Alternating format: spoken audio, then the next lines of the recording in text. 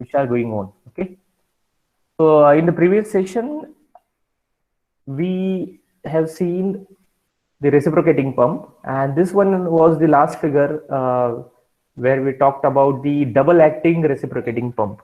Okay. So what is it basically? You have the piston, and then piston will be reciprocating with the help of crank. Here there will be crank, okay, the circular one, and crank is connected to connecting rod. Then you have this piston rod, and then this is a piston. So piston will be reciprocating, and when it is happening, several times I told you to join with VPKBIT domain. Let's see. And now you can wait, others, you can wait, you can contact me how to join with VPKBIT email ID so that I can make you provision. Okay. Simple. It is a very simple thing to join with the VPKBIT email IDs. Now, coming back to our discussion. So when piston is moving from say right to left on this side, so in that case, S1 will be closed, D1 will be on, and simultaneously S2 will be on, so that there will be suction. Well, vacuum is created, and that vacuum is responsible to lift this water from S2. So on this left side of right side of the portion of the cylinder, there will be some water, and here this water is getting discharged from D1. Similarly, when piston is going back from left to right, that time S2 will be off. Whatever water present here, it is getting pressurized and it will be discharged through D2. At the same time, S1 will be on, and what D1 will be off, so that will not have water there. Somebody is waiting.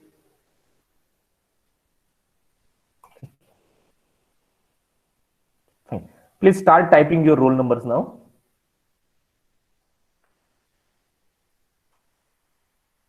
Okay. The next one is a compressor. Now, compressor, this part is also similar like pumps. Okay. Both things are power absorbing devices. Okay. Power absorbing devices. What you see there is electricity is there. Electricity we need to absorb in order to flow the matter from say low level to high level. Okay. Low pressure air you are pressurizing and supplying it to high pressure end. So we are pressurizing it, and also we are supplying it to the high pressure end. So it is not possible naturally. That's why we require the electricity. Hope you understand it. Okay. So this is that's why these devices are called as a power absorbing devices. So when you see compressor, it is divided into two classes basically, similar to pump: positive displacement type and rotodynamic type, or non-positive displacement type. When you see positive displacement type, you have reciprocating and rotary type of compressors. When you say rotodynamic or non-positive type compressors, then you have centrifugal type and axial flow type compressors.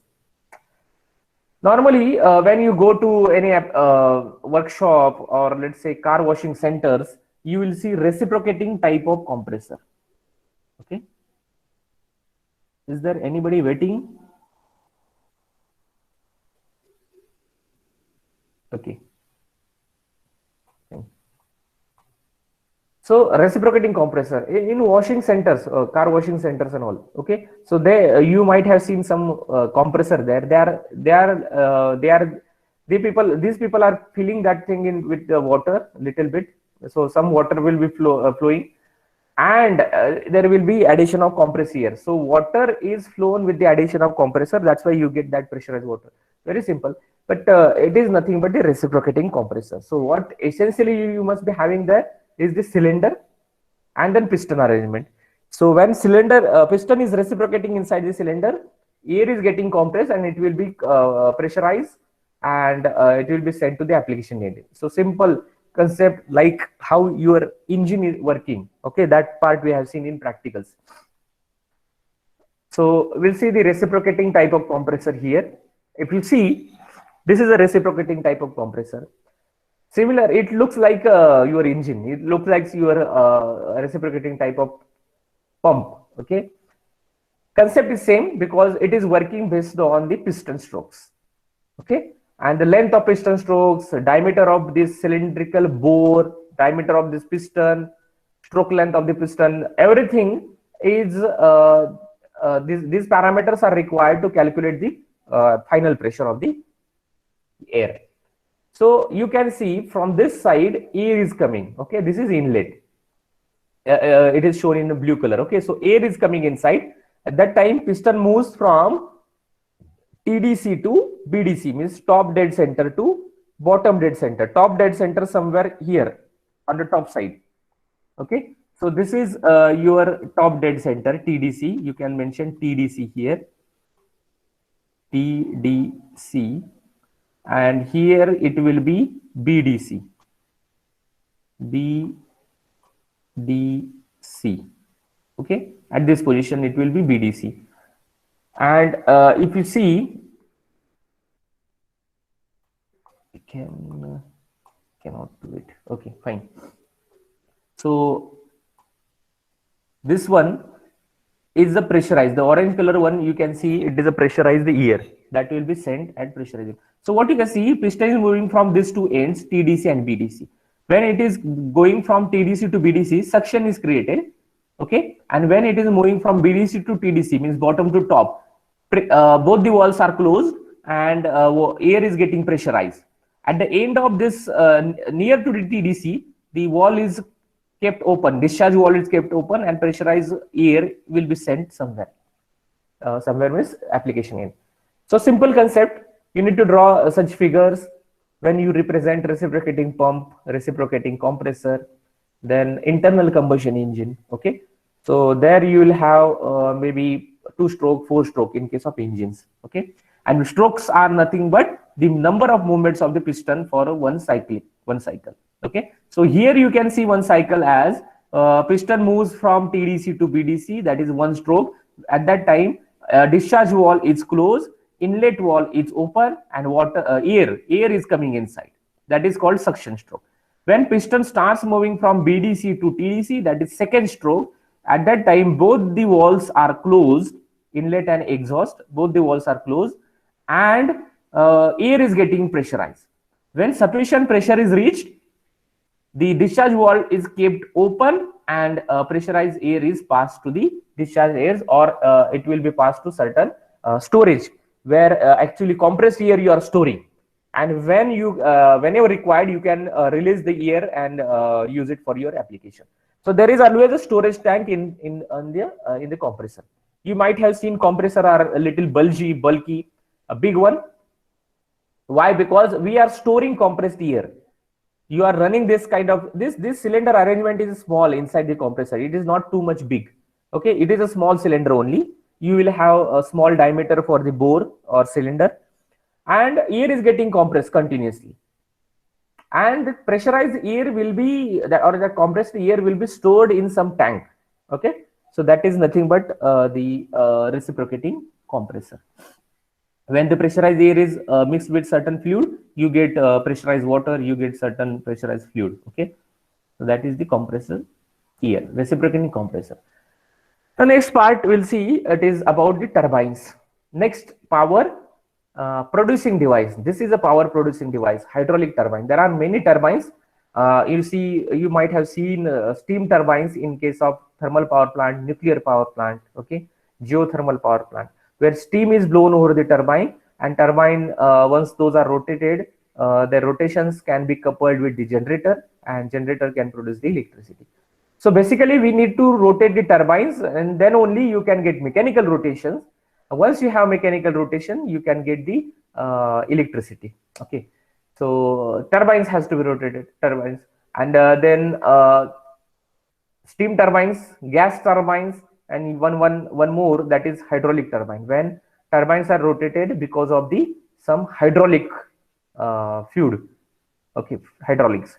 So we have abundant quantity of water, we have certain hill stations, we can have hydraulic power plants, so that one can use a hydraulic, those are nothing but the water turbines. The water is having impact on the turbines, and those turbines will be called as an impulse turbine then, because there is an impulse, there is an impact of water jet on the turbine. So hydraulic turbine, water turbine essentially. And we have seen certain turbines where hydraulic turbines, where it can be categorized into two things. One is impulse, like I said, when it works on the principle of impulse, and another one is reaction turbine. So example of impulse turbine is a Pelton turbine or Pelton wheel. We'll see in next what is a Pelton wheel or Pelton turbine. When you talk about reaction turbine, basically it not only work on the reaction principle, but it works on the impulse also. Okay, so reaction turbine is a turbine which runs on both the principle, impulse and reaction. And basically reaction means what happens here, the pressure energy is converted into kinetic energy or the velocity. So when hydraulic or the water enters in the runner means it is the part of turbine. Okay, turbine rotate means what, it is because of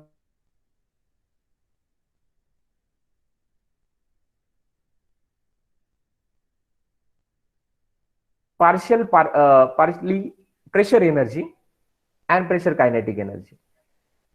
Normally at the end, at the entry, you have a huge amount of pressure energy. So at the entry, pressure energy is converted into kinetic energy. That's why you have partially kinetic and partially pressure energy. Kinetic energy means what, it is a velocity. So pressure is converted into velocity when you have less area. Okay, as area decreases, you will have conversion of pressure energy into kinetic energy.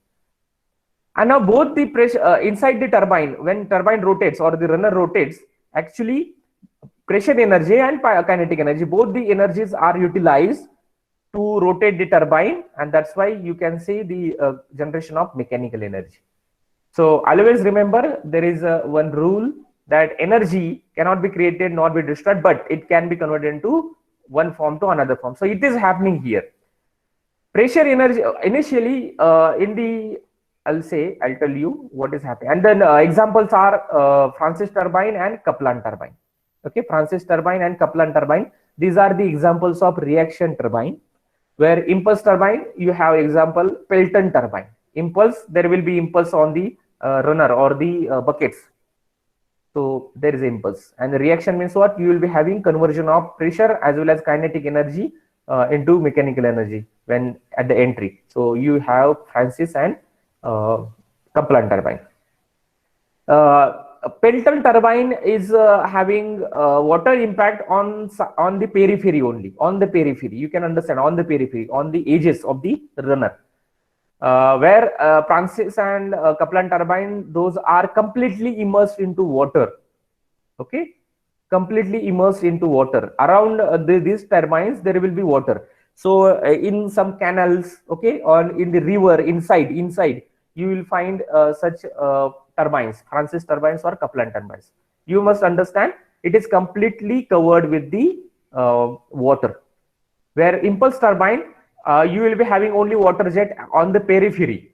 It will not be completely dipped in the water. And if you see this thing, okay, so when you have this kind of construction, dam is created at certain high level, and then there will be potential energy stored. For water is stored in terms of potential energy. So this mgh, when it is flowing, the potential energy when it's flowing from the penstock, it will be converted into kinetic energy, correct? And when it is coming here, okay, so the kinetic energy is again increases because this is a narrow section for the Pelton nozzle. Okay, here you can see nozzle, there is a convergence section, area is going to decrease, and again whatever remaining pressure energy you have with the kinetic energy, that also converts into kinetic energy. So you will have change of momentum here, m1 v1 here, and it is m1 v2, m1 and m2, change in or mass remains same, then you will have v1 and v2. So change in velocity into mass, that is change in momentum. So you will have change in momentum on the impulse, and that's why this runner is rotating. Okay, the water jet is striking on the buckets. These are the buckets, you can see the curves, those are the buckets on the runner. So there is an impact, and because of the impact, this turbine rotates. And then there is a shaft at the center which is coupled with the generator, and generator produces the electricity. So mechanical rotations of the shafts are useful for generating the electricity. This is about the Pelton turbine. Okay, now here water jet is striking on one side of the runner only on the periphery. This complete turbine is not filled with the water. Okay, so this is the construction. In case of reaction turbine, Francis and Kaplan turbines are completely filled with the water, and this is not essentially required. This high head and all. High head is the required. High head means, you know, this is the rest level for the turbine. Here water will be flown in the river. So this is the height. This is the height difference. Okay, you can take, this is the height. This is one level, and this is the height, reservoir height. So this is actual head. So you can see the high head. High head is already there. So high head is required for the Pelton turbine or impulse turbines, where the flow rate requirement is not that much high. Okay, so low flow rate, low water flow rate, and high head. This is the requirement of Pelton turbine. In case of reaction turbine, or their examples, Francis and Kaplan, there is a medium head and medium flow rate, or sometimes low head and high flow rate. Understood? Low head and high flow rate, medium head and medium flow rate in case of reaction turbine. In case of impulse turbine, high head and low flow rate. Flow rate, the water is flowing in certain flow rate, that is volume, meter cube per second. At that rate it is flowing through the pipelines, so that is a flow rate. Okay, and what you see is the actual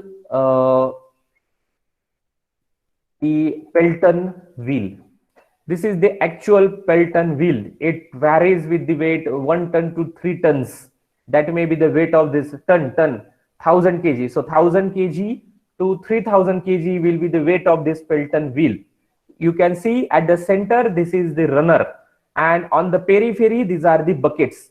If you observe the buckets, buckets are like when you connect your two palms, your hands, when you are connecting and you create this kind of conical section. But remember, the middle joining portion is little bit upside. So this is nothing but the buckets. Okay, so you have this shape because water jet is coming, it is striking to buckets, and then it should come out. It should not just lose its energy on striking.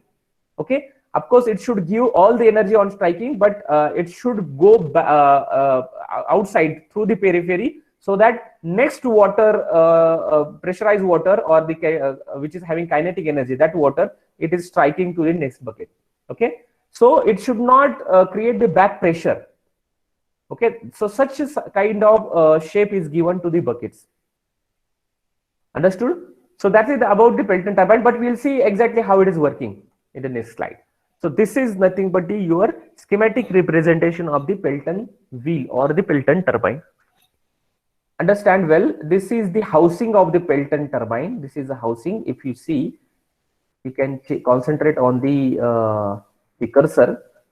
Okay, this is the housing, and inside there is a shaft which will have mechanical rotation. Why? Because runner is mounted on it.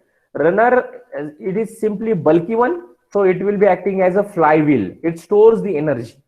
Once you start rotating, it will rotate for some time because it has some inertia. So it is bulgy, and then it will be acting as an inertia. The flywheel. Okay, so it rotates, and on the runner, buckets are mounted. So buckets are having impact through this nozzle. Okay, this is a nozzle. So basically what you have is the penstock. So through the penstock, water is flowing with the certain high kinetic energy, and then you will have impulse here. You see this shape here. Okay, this is a spear. If you observe this, there is a rod, and at the end of rod, this kind of conical shape it is prepared here. So this is nothing but the spear. In order to control the flow on the turbine or the bucket, you can move it to and fro. Okay, to and fro with the help of this hand wheel or the spear rod. Here you have spear rod, and this is a hand wheel. So this is rotated. This is rotated.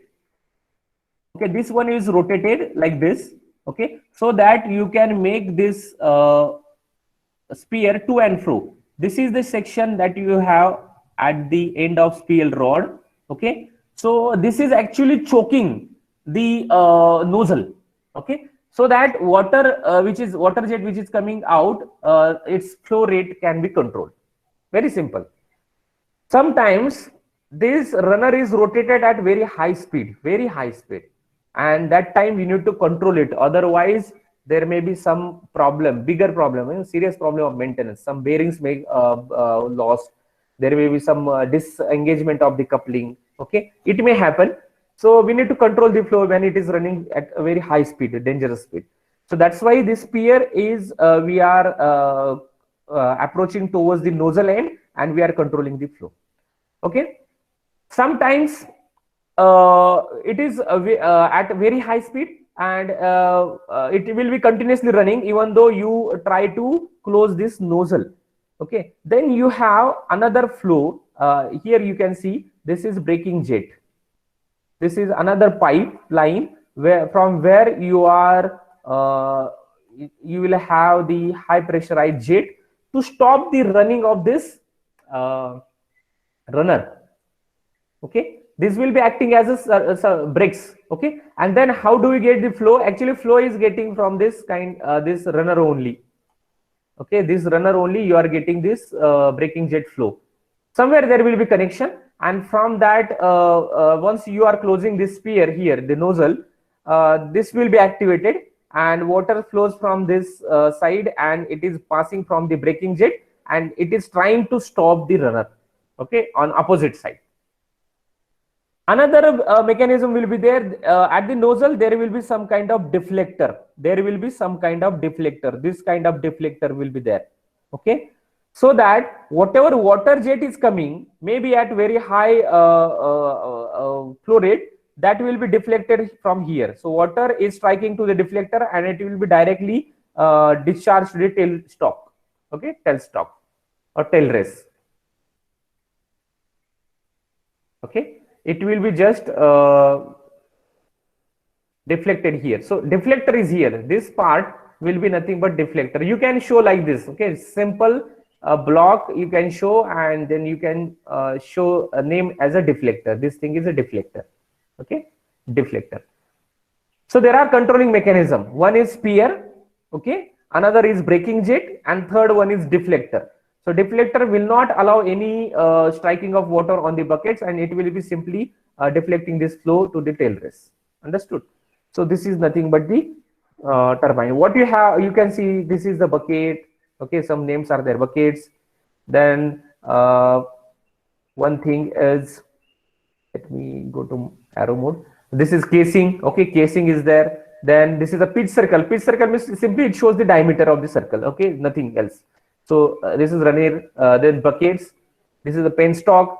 Then here it is very important. This is a spear, and at the end of spear you can show this kind of conical section. This is a nozzle. When penstock is decreasing in its diameter, suddenly the conical one, this is the nozzle. Okay, so this is all about the Pelton turbine. When you see Pelton wheel is like this, you have seen the actual image, and then buckets are like this actually. When you have your two palms, two hands joining together, you can get the cavity, get the conical section there. But the joining section is little bit up. Okay, so this portion is up. This portion is up. Okay, this line is up. Okay, so that water is striking here, and it will be deflected like this. It is going out. The water is deflected like this. It is going out. Understood? So water jet will be like this. This is a water jet from the nose with the nozzle. This is a water jet. Water is coming here, and it is striking, and it is going back like this. It is deflected.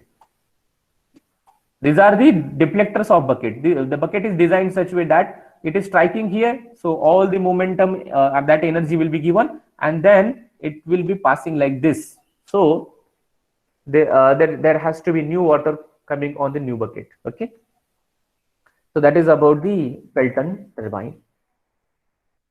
Then there is a wind power plant. We have seen it earlier. Wind power plant. This is a wind power plant, and windmill. You can see this is a windmill. Okay, so what we have here, we'll see what is there once again. because we'll have one numerical based on it. So these are the rotor blades on wind turbine or windmill. Next to that, there are brakes to control the rotations. Next to that, there is a gearbox. So brakes, then gearbox are mounted on the same shaft, that is the main shaft, which will be having less speed. After gearbox, there will be another shaft which will be having very high speed. Understood? So you can again remember this. This is nothing but low speed shaft. This is low speed shaft. And after the gearbox, what shaft you will have? This is nothing but high speed shaft. So what is happening is basically the gearbox are increasing the speed. Those are increasing the speed of the this rotor. Okay, I mean not rotor, the speed of the shaft. Just a minute. Okay, so then all the mechanical rotation at high speed, it will be supplied to the generator, and generator can produce the electricity. It will be stored in the batteries, and then can be converted into inverter, and then I mean inverter can convert it DC to AC, and then you can run your applications, electric application, where you require supply at the rate of, let's say, more than 200 volts, okay, 230 and all at your home. So this way you can create the electricity. And what is essentially the wind mill is this: you will have the rotors, okay, then main shaft where you have low speed, then gearbox where you have high speed, and then generator. Okay, very simple thing. But what is actually I am trying to tell you that this is a rotor where you will have the wind speed. Okay, so wind is blowing at certain speed here on the rotor, and as the rotor is having certain aerodynamic shape, the pressure energy of air, and at the entry it will be converted into kinetic energy, so that is utilized to rotate the this blade. Okay, to rotate this blade. So what you have, the input energy is the kinetic energy of air at the windmill, and when what you have, the output energy is nothing but the mechanical rotation here, twice pi nt. Okay, twice pi nt is the mechanical rotation, because this is a cylindrical device. It will rotate. The shaft is cylindrical device, it will rotate, and it will rotate with the power twice pi nt divided by 60,000 or 1000, what we do. And then it is connected to generator, and it will create this, it will produce some electricity. So output is here, this is output, and input is here. Okay, input is this.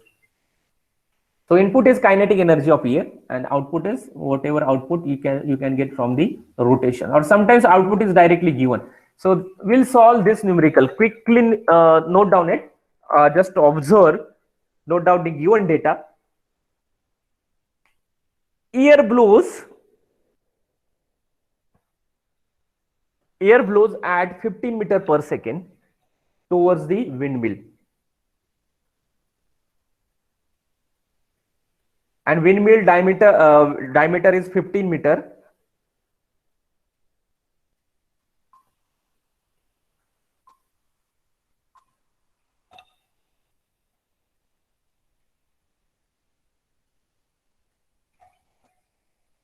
It produces 1150 kilowatt power, and what will be, that is the output power.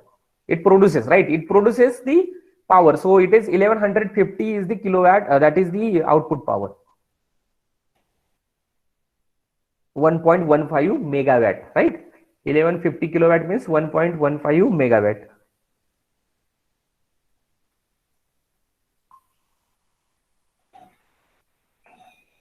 And what is the efficiency if the air density? If the air density is 1.2 kg per meter cube.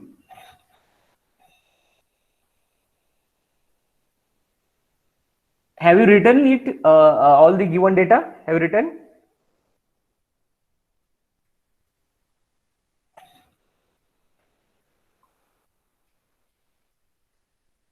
Neha Shendge, are you there?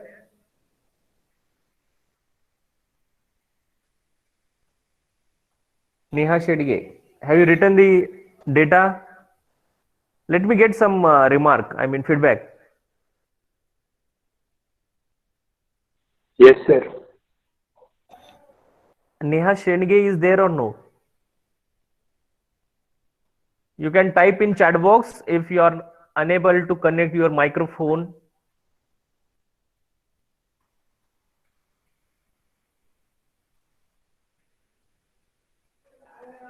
No.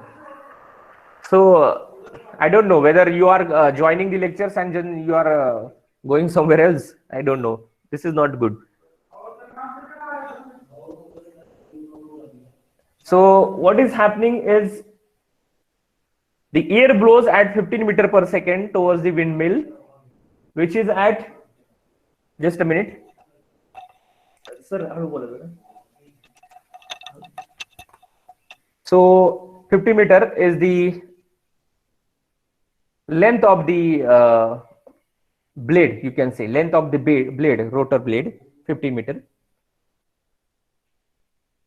and air blows at 15 meter per second. You just need to analyze what you can get. Output power is there, you need to get the efficiency, that's fine. And how do you calculate the input power now? I am waiting for your remarks. Your Sir, yes. initially by finding mass, then calculating kinetic energy, that is the input. Okay. Somebody is Sir, saying and by mass is there, density is there. Okay, density is there.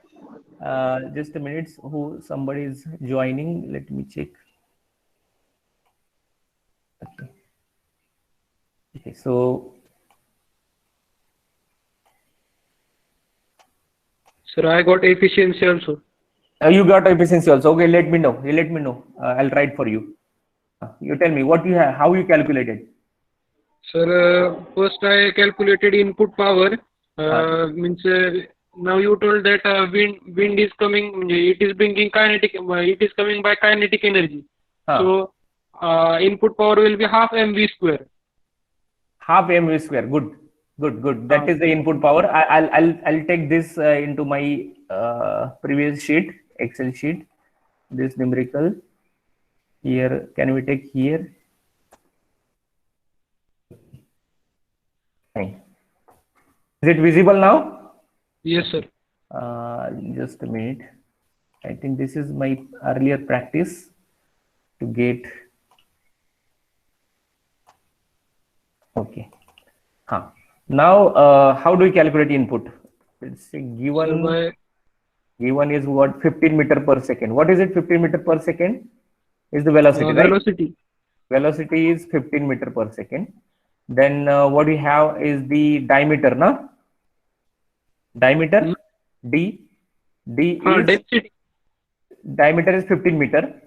Okay, and then you have rho, RHO, rho is 1.2 kg per meter square. correct. So rho is 1.2 kg per meter cube. So you need not to change its units, right? That is fine. And now I want input power. So input power, how do you get it? Input power. Half mv square, because the air is flowing. Okay, half. If you do half mv square, v is available and m is not available. So what to do? Density. Density is there. So then mass mass we required in kg, and then input power. Okay, input power. This unit mv square. How do you get? mv square is nothing but it is a kinetic energy. It will be in joule. Okay, Newton meter. You want input power in terms of joule per second or kilojoule per second, so that you'll have kilowatt, kilojoule per second. So mass density is there. So how to get mass from density? Sir, area into density. Density into volume. Okay, density. Density into volume. Okay, density into volume. So rho, I'll make it here. It is RHO. Oh, rho into volume, na? Volume. Into volume. So into volume. Check, all of you, check here what we do. Into volume. Let's check. Do not make any hurry. Into volume, because you are solving engineering problems. Okay, it's not about mugging all the formula and solve it. Volume, and then rho into volume is there. Then rho into volume, if you do kg per meter cube and volume is meter cube, okay, you get kg, na? You get kg only. And meter v square, v into v, velocity into velocity. Now just check the units. Now check the units. For rho, it is kg per meter cube, right? For rho, kg per meter cube. For volume, it is meter cube. Okay. And for velocity, it is meter per second square. Meter per second square. No, sir. हाँ. Any other remark on this? Because here what is happening now, just check. Kg per meter cube and into meter cube. So meter cube get cancelled, you remain kg, you remain with the kg. Okay.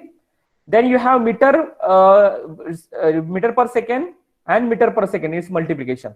So once you get here kg meter per second square, you get what do you get? It's the Newton. kg meter square per second square. Yeah, what you get, I'll write here, kg kg meter per second square, correct? You get kg meter per second square into meter. This you get. So kg meter per second square, it is nothing but Newton. This is Newton, and then meter is coming here. So actually this thing is coming joule. Are you getting? Are you with me? Yes, sir. All of you getting this? Yes, sir. Yes, sir. So Newton meter we Yes. are getting. Newton meter we are getting. So that is not we wanted here. We want kilowatt power, output power in kilowatt. Kilowatt means what? Kilojoule per second. So we want input power in kilojoule per second or joule per second at least. So we can divide later, divide by 1000 and we can get the kilojoule. So it is joule only. So how to convert joule into watt? Formula is correct. By dividing it by time. By dividing it by time. Correct.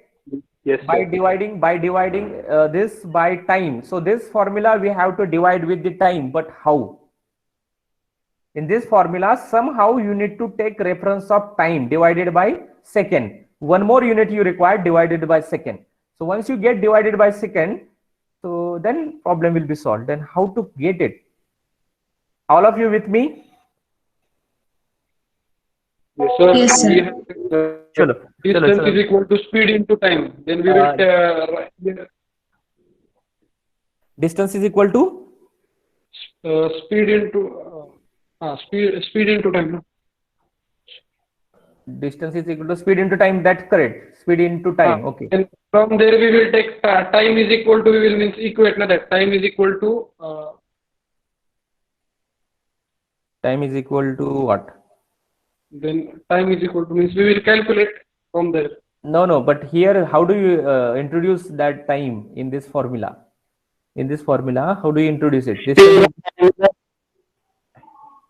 We will divide it by 60.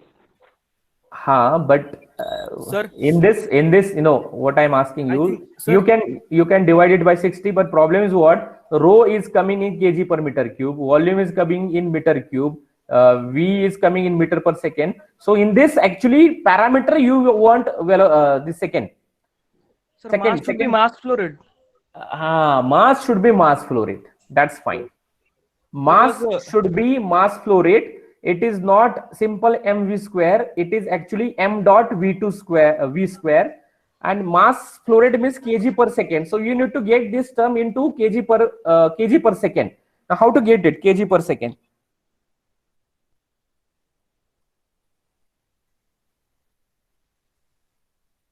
Yes.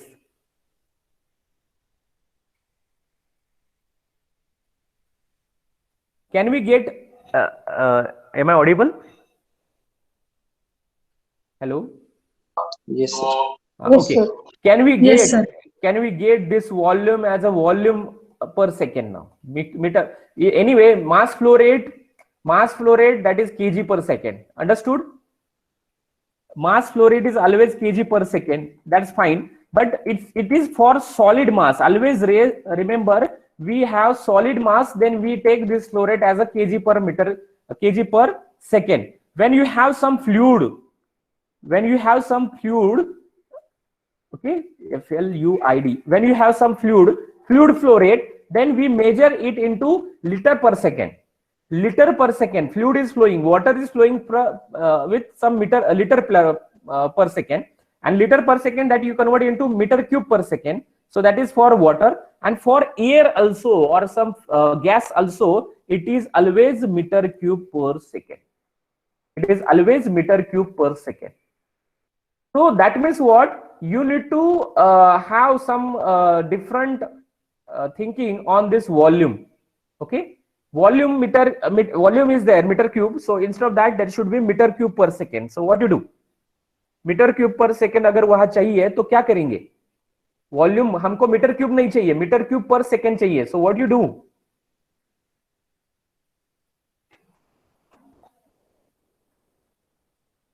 You are on the right track. Just think is that actually you have not thought earlier like this. Maybe you have not solved all the numericals like this, so you need to little bit worried about your thinking. Here it is a wind turbine. Wind turbine, what is the given parameter? Velocity is given 15 meter per second, rho is given 1.2, and the diameter of the rotor blade, it is given 50 meter. So diameter is given 50 meter. That means what? That D is not, you are not considering actually, because diameter, if diameter varies for wind turbine, windmill, then there will be change of input energy. Are you with me? Are you getting it? If diameter is only 20 meter for the blade, then input energy will be changing. If diameter is 100 meter for the blade diameter, okay, then input energy is too much high. So that means what? Diameter is also important parameter. You cannot neglect it. Diameter of the rotor blade, you cannot neglect it. It is an important parameter, because when it is changing its size, you will get change in input.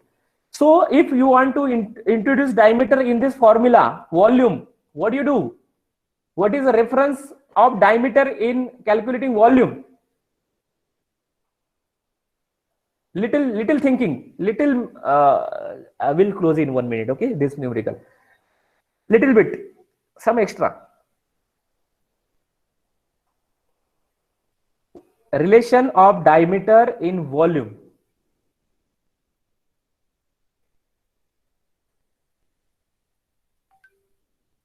D cube, no, it is D cube, diameter cube, right? So you get a meter cube. But can you directly call diameter as a diameter cube? No. Radius. So what you do here, it is volume is equal to area into what? Into velocity. Okay. So volume that actually we wanted in meter cube per second. Understood? Volume flow rate we want meter cube per second. Now you have modified formula, area into velocity. So area is measured in meter square, okay, and velocity is measured in meter per second. Now you get meter cube per second. Okay. Yes, sir. Fine. So you need to have this formula instead of rho volume. Okay, instead of rho, it is A V, then V into V. That is V cube. Understood? So I'll just replace it. I'll just replace it. So instead of this volume, you will have here area into volume. Area into volume. Okay. So actually you have rho A V cube. Okay, so half into rho RHO. No need to write, you can do it. You can start solving it. E and V cube. Calculate this. So half is 0.5. Okay, half is 0.5. Then rho is 1.2, and then area is 3.14 into d square. D square means 50 into 50 d square. Pi by 4 d square. No, area is pi by 4 d square, because it is rotary element. It is rotating with the single point, so it attains the curvature. Okay, circle. So pi by 4 d square. So E1 sorry, 50 into 50, 3.14 into 50 into 50 divided by 4, that you have to do later. Okay, so 50 into 50, then you have velocity 15 into 15 into 15 v cube, and then divided by 4. So you get this value 397406. That is equal to, let me divide with 1000, so I'll get kilowatt. So 3974.06 kilowatt. This is input. This is input. What is output? Output is, it is given, no, 1150 kilowatt. This is output. Okay, and then efficiency. Efficiency is equal to output upon input. This divided by, sorry, this divided by input into 100. 29%. Efficiency is 29%. 29%.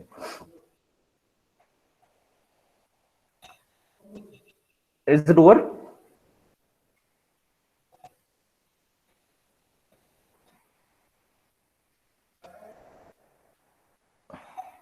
Okay, shall we move ahead? Yes, sir. Okay, fine. Now we'll complete next part quickly. So this is the 4-cylinder engine, and what you have is the basically it is 4-cylinder. Okay, 4-cylinder, 1, 2, 3, 4. In your motorbikes, you have only 1 cylinder, single cylinder engine. Okay, sometimes you have sport bike, then you will have a V cylinder engine. V is there, V. So one side cylinder is here, and one side his cylinder is opposite side. So both the cylinders are moving in opposite, simultaneously, but with opposite power stroke. So once you have here power stroke is happening when there is a burning of fuel in orange color. Okay, you can see burning of fuel in orange color. Start typing your roll numbers. You started already, good, very good. So here it is burning up. First stroke is here, then you have second power stroke here, then third power stroke here, and then fourth power stroke here. So you will not have power stroke at a time, and that's why you get a smooth running for the heavy vehicles. Normally cars are run with the 3 cylinders, 4-cylinder engine. Trucks are having 6-cylinder engines. Okay, buses are having 6-cylinder engines. So because we want continuous power, this is a bulgy, heavy vehicles. So continuous power cannot be produced. One time power cannot be good for the smooth running of the vehicles. So this is the 4-cylinder engine. Just the image to show you. This is 2-stroke engine. So this part will cover anyway in the second unit, just to introduce you.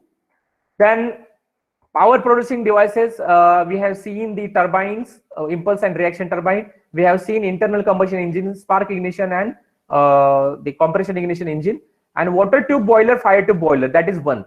So that introduction we have seen it earlier. Water tube boilers means what? Water is flowing from the tubes, that is water tube boiler, and around which there will be hot flue gases, which will be hitting the water inside the tube, and then you can produce the steam out of the water, from the water.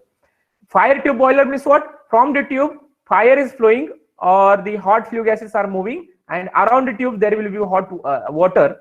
The water is getting heated and it will be converted into steam. Steam is collected at certain end. So this is nothing but the fire tube boiler, water tube. Fire tube boiler means what? Fire will be inside the tubes, and water tube boiler means what? Water will be inside the tubes. Okay, this is the difference between fire tube and water tube boiler. We'll see in the second unit when we start, maybe next lecture, this thing. I wanted you to look at this boiler. Okay, this is a boiler. Okay, where boiler accessories, especially you see economizer, then superheater, air preheater, and feed pump. Okay, feed pump is here where it is supplying water to the boiler. Okay, this is called feed pump. It will supply the water to the boiler. Then there is a air preheater. Air preheater is here. So actually combustion chamber is at the base. Okay, combustion chamber at the base. So you burn the fuel, maybe the charcoal, coal or the diesel, and the hot flue gases are passed like this. Okay, so those are passing from this bottom section to the top of the chimney. So out of the chimney, those are mixing into atmosphere. Okay, it is a chimney. This is very high height. Okay, chimney is having high height. So when those are passing, those are exchanging heat, and at the near the chimney there is a air preheater. So air is there. So air is getting heated, and that air you are pumping back to the combustion chamber so that you will have hot air for the burning. You can increase the burning efficiency. Superheater is this. So water is coming from the feed pump and it will be supplied through the water tubes. Combustion chamber is giving heat to the nearby section of the water tubes. Those are called as a economizer. And then there is a superheater. So economizer means what? Water will be heated at around 80 degrees Celsius there, and then it will be supplied next to the next water tubes where it will be superheaters. And in the superheaters, what you see, water is converted into steam, and then steam is blown over the turbine. So this is nothing but the boiler. We'll see it in more detail in unit number 2. Okay, so I'll stop here, and please start typing your roll numbers. We'll meet you in the next lecture. Okay, try to solve the concept test given. Today I will post one more concept test, that is, and I can declare the unit number 1 is over now. We'll have a unit test on unit number 1. Before that, I will surely circulate you the notes. Okay, and if you have any doubt, you can tell me right now. Any doubt?